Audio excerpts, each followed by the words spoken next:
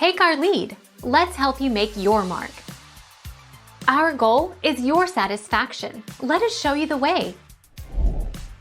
There are two types of third-person point of view: omniscient, in which the narrator knows all of the thoughts and feelings of all of the characters in the story, or limited, in which the narrator relates only their own thoughts, feelings, and knowledge about various situations and the other characters.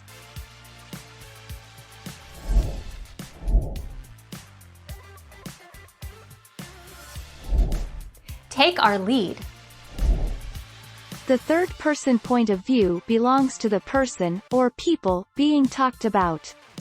The third-person pronouns include he, him, his, himself, she, her, hers, herself, it, its, itself, they, them, their, theirs, and themselves.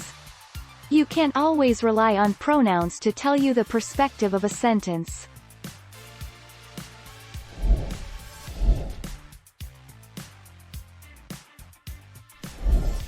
Take our lead.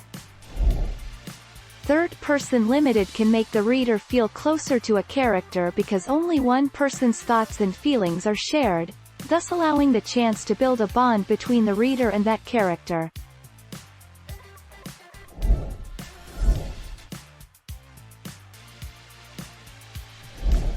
Make your mark. Take our lead.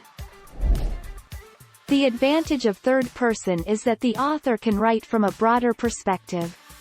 The disadvantage is that it can be difficult to establish connection with the reader. Third person limited, this point of view is limited to one character. The narrator only experiences what this one character experiences.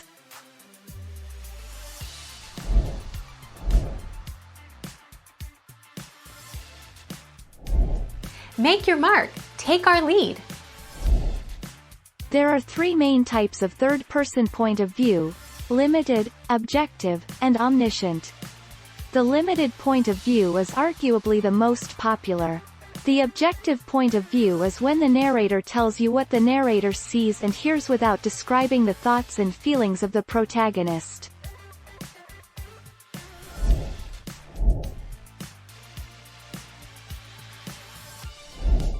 Make your mark. Take our lead.